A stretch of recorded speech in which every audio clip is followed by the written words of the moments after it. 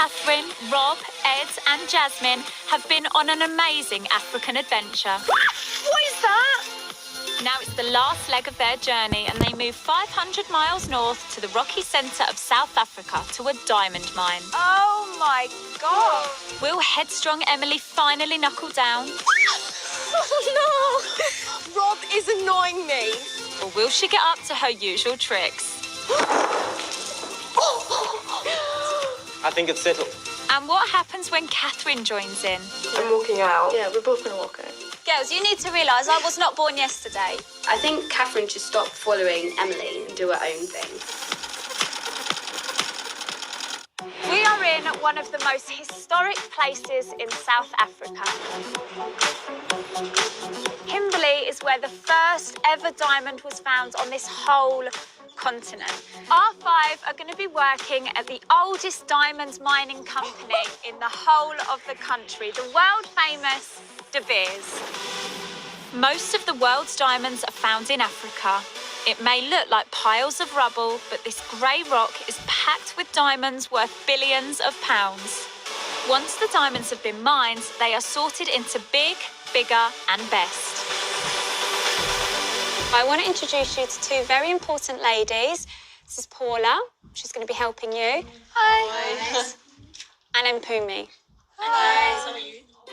Mpumi is on the board of De Beers and she's brought something very special out of the vaults for our kids. The stone that I'll tell you about, it is called the Eureka Stone. In 1866, a young boy by the name of Erasmus Jacobs, who was 15 years old, found the stone. And it's the first ever stone to have been recovered in Africa. Incredibly, she's letting our kids handle this priceless diamond. I hope they rise to the occasion. Felt like plastic. Plastic? Yeah. No, it's not plastic. You are in De Beers. We don't do any imitation. This is the real thing. This is not a good start to the day. Emily, this is worth millions and millions. What? I can't tell you how much of a privilege it is for you guys to A, be here, and B, be able to physically touch these diamonds. They are part of the history here. Yes. Mpumi is leaving our kids in the hands of Paula, one of De Beers' diamonds experts, for their first task. What you guys are going to do today is to actually sort diamonds. Oh my gosh, they are actually letting them get their hands on more real diamonds. This is serious stuff. The team are going to be sorting the gemstones from the industrial-grade diamonds. It's repetitive, painstaking work that requires accuracy, speed and concentration. You will be using a head loop. I will pass these on. I need to talk to you about the security of our product. I really need you to concentrate on how you treat the diamonds. I want you to treat them with respect, okay? We need to make sure that all our diamonds is accounted for. If maybe you drop the stone, I need you to stop immediately. The security and the handling of these goods become extremely, extremely important. It requires quiet, concentration, and try not to disrupt each other. This is going to be interesting. Silence, Emily, for 20 minutes. I can manage that. Yeah? And you? You know your spaces, you've got the gear, off you go. The kids have got over 100 stones to sort through, a job that would normally take a De Beers worker 5 minutes. The challenge is to sort these diamonds by colour. The lighter and clearer the diamond, the more valuable. I think it's quite hard, just at the fact that seeing the colours is quite difficult, like telling them apart. It's not really that hard to drop them, it's just easy. Paula, I don't know whether this one's brown, because it's kind of got a tinge of brown, but it's... However your eye interprets it, just place it there, okay? It's a fiddly job that requires great care, not one of Emily's strong points over the last 3 weeks. Oh, I can't get the hang of it. I think I just broke your plant. I'm so sorry. How is this game? Oh my God, are you okay? Today, can she change the habits of a lifetime? I think I've got an infected one. It's got black stuff in. Ignore what you see inside and just try to focus on the colour of the stone. Okay, thanks. Cool. This one. This is a cardinal sin. Paula, there's one there. It's right there. We are literally minutes in and already Emily has dropped a diamond on the floor. I don't know how impressed Paula's going to be. With thousands of pounds at stake, work has to stop immediately whilst the diamond is recovered and the incident recorded. 1, 2, 3, 4, 5, 6, 7, 8. Eighth window, west side, middle of the floor. Why do you have to do that procedure thingy? It's purely just part of our security procedures. What, to see so no one nicks it? A dropped diamond could mean demotion. Catherine, meanwhile, seems to be finding it less of a challenge. It's going pretty good. It's not that hard. You just gotta have a good eye. She may seem confident now, but at times she's found Africa hard going. No, don't touch it. Don't touch it. Just hurry up, hurry up, hurry up, hurry up. I'm feeling quite overwhelmed by everything. And is also easily led astray by her friend Emily. Okay, let's play rock, paper, scissors for it. You ready? Rock, paper, scissors. Yes! What on earth is going on here? It's just not cool. It's just, I'm flabbergasted. But today, it looks like she's put that behind her. I finished clearing them. I just need to go over them and see if they're in the right place. Emily finishes next and is looking for a chat. Have you done, Catherine? I finished first. Okay, whatever. Paula's not impressed. Rules are rules. Meanwhile, the other three manage to finish their task in complete silence. Okay, guys, that's it. And as the results are added up, the kids decide to assess their performances. Me and Catherine probably did the best because we were the fastest. Yeah, it's about speed. Yeah, but you also need to get them in the correct piles. If you speed, you might have got them in the wrong piles. But if they take our talking into account and demote us and walking out... Yeah, we're both gonna walk out. Fighting talk, but will they be that brave in front of Paula? Okay, guys, so Paula's going to let you know about your statistics. Rob, your percentage error rate was 6.5%. Ed, percentage error rate of 9.5%. Jasmine, your percentage error rate 9.64. Catherine, 9.43. And Emily, unfortunately, your percentage error rate 15.3. It's not good for you, Em. And, you know, the fact that you were talking, the fact that you were the only person out of the five to drop one of the diamonds on the floor, not a good task for you. Emily's in trouble, but has she pulled Catherine down with her? The only thing that sets Catherine back is the chatting with Emily. You guys were talking amongst yourselves. That was happening, wasn't it? If Emily's talking to you, just don't listen. You know the rules. I've got to be silent for 20 minutes. You don't have to answer anyone who's talking to you. Yeah?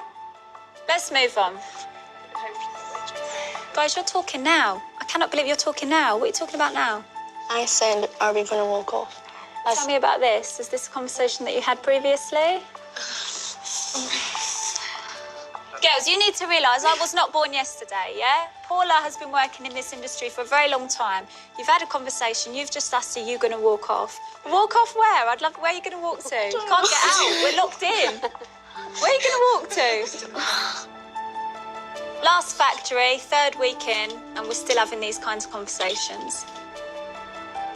We're going to find out now who's been promoted and who's been demoted. I will definitely be promoting Rob. Definitely be promoting Ed.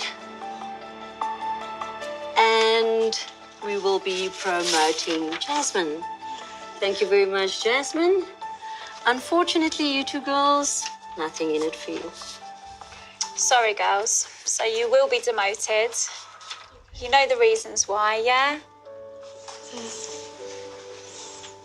No. Catherine, you're visibly upset. Not getting promoted because of Emily has devastated Catherine. I do think that Emily led me astray back there. Or maybe I led myself astray because she was just kind of talking and then I just joined in. Saying that she has got demoted because of me, I feel awful. I think Catherine should stop following Emily and do her own thing. She was determined to get the task over and done with. And so blowing her hopes of that, yeah, it's not something you want to do to your friend. I need to get Emily and Catherine back on track. I want them to meet a family whose livelihood depends on diamonds. Hi. Hello. Abel is a diamond mine success story who has worked his way up to senior manager. His 12-year-old daughter Cindy is keen to meet our girls. Are you proud of the job that your dad has? I am proud of my dad, and I'm proud of the job he's done and like the long way he has come. Yeah. Do you feel fortunate for everything you've got? Because I know that I didn't, because I don't think I realised how poor people got. And you obviously are very aware that people are very poor here. I do think I'm more grateful because like when you're watching the news and things like that, you see some people like suffering. So I do become grateful and you do take things a bit serious. What do you want to do when you're older? I want to be a lawyer because I like helping people. I think people deserve chances and that things must be done the right way. So that's why I want to be a lawyer. But I think I'm just not committed enough to go to law school because, you know, you've got to work really hard. You've got to have a lot of patience. Yeah, and that's something I don't have. Bye. I hope that meeting Cindy has helped Emily and Catherine see that if they set their mind to something, they can achieve so much more. She studies like super hard in school because she's really wanting to be a lawyer. She wants to succeed. Yeah, and she'll try really hard. Yeah. And the difference is that we want to succeed, but we don't want to work for it. Yeah. But with the final task tomorrow, working hard is exactly what they have to do.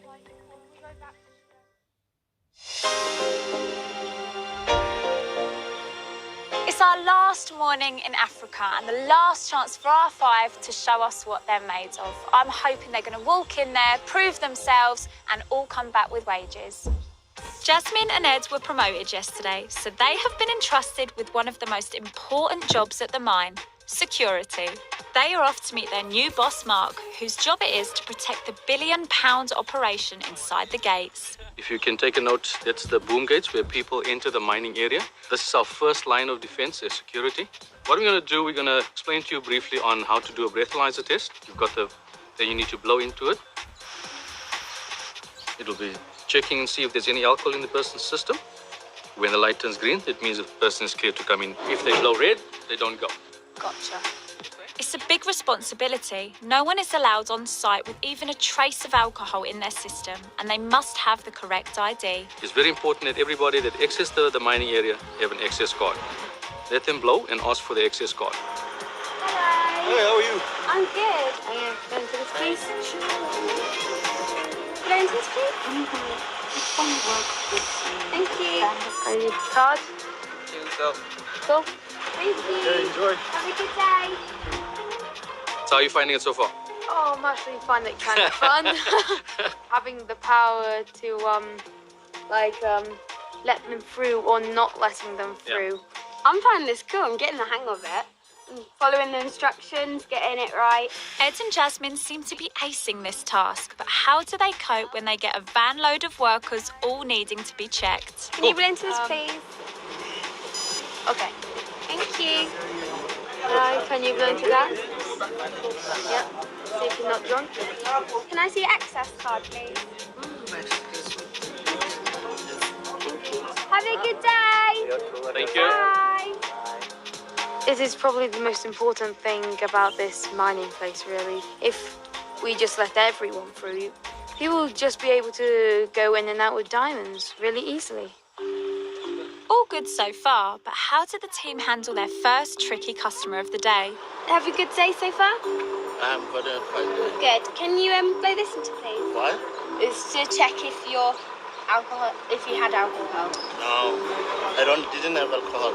If you get a difficult customer, you need to know your procedures. Just blow into it, though. Huh? Can you blow into it, though? No, I didn't have alcohol. You need to keep your emotions out of the picture. I know, but this is a check. Huh? This is just a check. Why? Just safety not drunk. It's your responsibility to protect anything beyond that line. There's no sign that shows that I'm gonna get blown when I come down. But you could be lying to us, sir. Huh? You could be lying to us. They don't come onto the premises, period. Meanwhile, down at the mudflats, our demoted pair have got the dirtiest job at the mine, digging trenches. Oh, that's disgusting. Diamonds are mined here by sifting through mountains of rocky deposits. Inside huge water drums, the diamonds are separated off from the silt. The waste product is pumped to these mudflats where it needs to be cleared to prevent it building up. And that is a job made for Catherine and Emily. Right, you start there and I'll start here. Okay, so Senior manager Abel will be their boss today, with promoted Rob supervising. Emily, come on, just get back to work. Things don't get off to a good start. This is really difficult. Emily, don't do it that way. It's going to be even harder. Turn the other way round and then do it. Catherine, make sure you don't go too deep and move forward a bit. No. And Emily still has trouble taking instruction. Emily, don't stop. Keep going. Rob, I'll splat this at you. Do you know what? If Stacey wasn't there, his face would be deep in this. Like I say, maybe if you didn't talk in the last task, you wouldn't be here. Rob, shut up.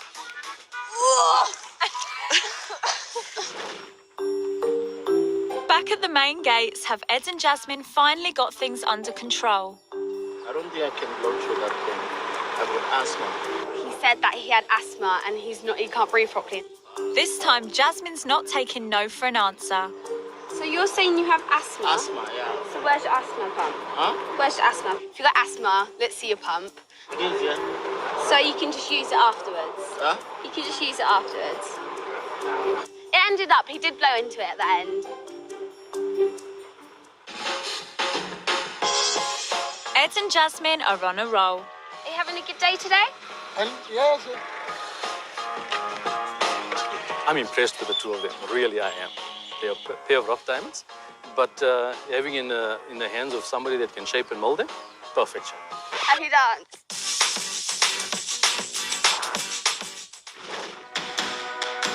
Back at the mudflats, things are also looking up. The girls are finally giving it some welly. Nice and quick, nice and quick, nice and quick, girls. And Abel decides he's seen enough. Okay, girls, you want to hop out? Oh, Rob, do you want a hug? No way. If you come near me, I swear down. No, why? Who does that? Right, girls, come over. I've never been this muddy in my life. Do you know what? Hats off to you girls for really going for it. And I feel like you needed to do this because you let yourself down on the last task. So all in all, a massive thumbs up. I'm very pleased. Okay, let's make a move. Come on, my muddy warriors, follow me. Is there a boss? It's time to head back to base to meet up with the others. As all of the kids have worked hard today, I'm taking them to the inner sanctum of the mine, the lab. The mine uses thousands of gallons of water to extract diamonds, and samples of this water are tested before it's reused. And that's what our kids are going to be doing for their final task. Welcome, guys. This is the Kimberley Mines laboratory. We've basically got a task here for you guys. We'd like you then to settle as much mud out of the water as possible by using as little of this flocculent reagent as possible. This expensive chemical solution separates the mud out from the water, and the team's task is to use it as sparingly as they can. So we're going to start with you, Jazz. The other four, you can leave the room. I'll leave you with your new boss, Bongi. Please put your gloves on. Okay. Is that about 5 more? It's about 5. And the time starts now. I have to make my science teacher proud. 1, 2, done. Please do me well, please do me well, please do me well. You just need to watch for these floccules to actually settle and actually compress nicely. Stop. That seems sufficiently settled. So your time then, 3 minutes, 13 seconds. They're doing this task one by one, so it's just them and their boss. I've left them to it, but it is a lab, so it's all about the precision. But that's not Ed's approach. He uses all the solution in one go. All the water's going up to the surface. An anxious-looking Rob is up next. I don't even know how to suck it in. Do I just push that down, or do I literally just hold it in? I don't know what I'm doing. Okay, it's cool, it's cool, it's cool, it's cool. Oh, that was cheeky. Catherine's up next. Can she end on a high? Catherine, anytime you're ready. Okay.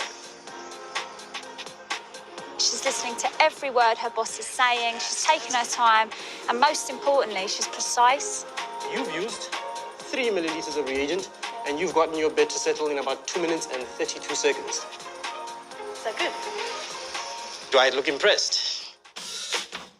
And last but not least, Emily. How will this go? That's a good start. Can't even put my gloves on. Expensive stuff. I can't do it. Oh. Shaking for my life. Oh, it sucks in my hand. Ew. Oh dear. Of all the people to have an accident with her boss. I'm so sorry. I'm really, really sorry. That's such a good way to make an impression on your boss, isn't it? I just spilled the whole thing over the boss. Wait, the whole thing. That's so annoying because you did so well in the last task. Yeah, Emily's so bad. I did terrible. Think you'll get paid? No, I think that's blowing my chances for getting paid. Despite all of Emily's best intentions, she's just gone horribly, horribly wrong in there. I am a bit gutted for her. And there's only one way to find out if anyone's getting paid. And that's in the final boardroom. Last factory, last task, and this is our very last boardroom meeting. How are we all feeling? Nervous. Like all of us. So with that said, Abel, I wonder if you'd mind just quickly going through each of our kids and telling them how you believe they behaved. Ed is a bit, you've been a bit reserved, but you had a positive attitude towards the job that you were given. Robbie, today I saw a leader in you, very calm. Emily was saying things to you, but you didn't get, you didn't respond. How did our Jazz do? Energy. How did our Catherine do? You were given a very difficult task today. You didn't give up, but you kept on pushing forward. Me and Emily had a game plan. We were just going to really try our best because we wanted to leave South Africa knowing that we had tried really hard. Emily. This is the worst part. You strike me as a person who speaks your mind. It is great that you're able to speak your mind, you know. To have such confidence and to have such conviction is an asset in certain circumstances. So it's just picking your battles and, you know, picking the right places to voice your opinion. All great comments, but how did they do in the final task? First person who did very well would be Catherine. The second person was Jess. Well done, Jess. Third person was Rob. You did very well. Fourth person was Ed. And then Emily.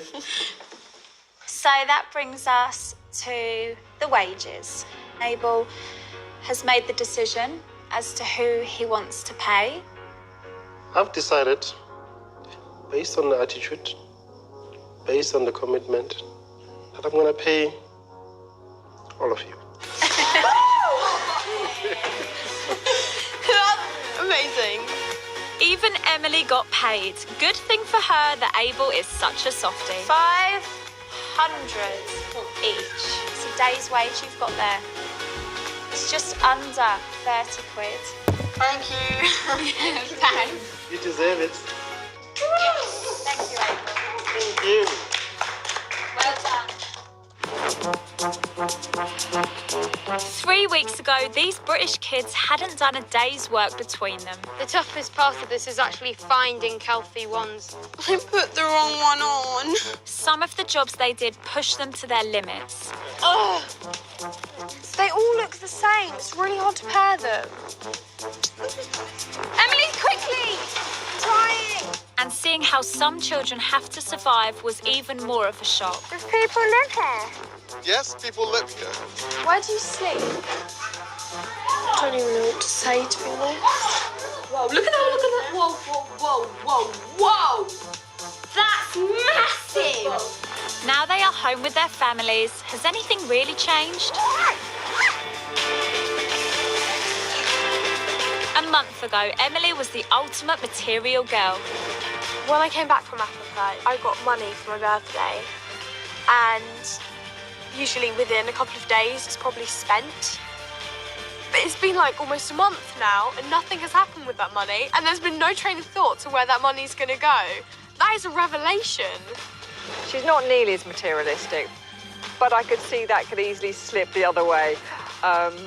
She still likes nice things, but I think she realises now that actually I don't need them. Ed's time in Africa gave him the wake-up call that he needed.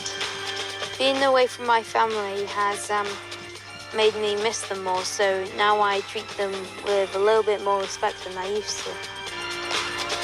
I think he's just a little bit more appreciative of the things that we do for him. You know, he's quite often sort of coming up to me and sort of putting his arm around me and going, oh, thanks, or that kind of thing, which is lovely. Rob realises there's life outside the mirror.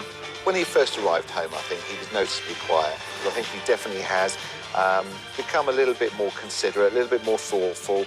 He understands things a little bit more, and I think more importantly, he understands where things come from. And I think that's quite a big shift, really. Since I've been in Africa, I've come to realise that I'm a really privileged child and I've got things I don't need. And people back in Africa, they wouldn't have a phone, they wouldn't have an iPod or anything like that.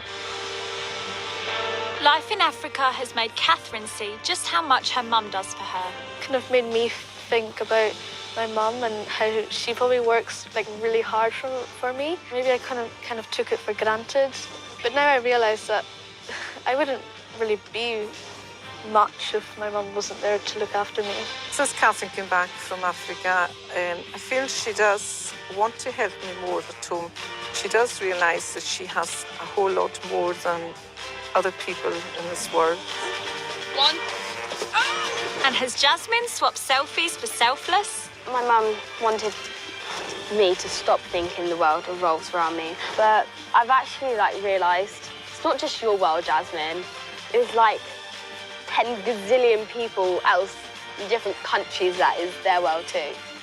Until you experience something which is so life-changing like this experience was, I don't think you're ever gonna understand what it's like something inside you just changes. Show me what you're made of!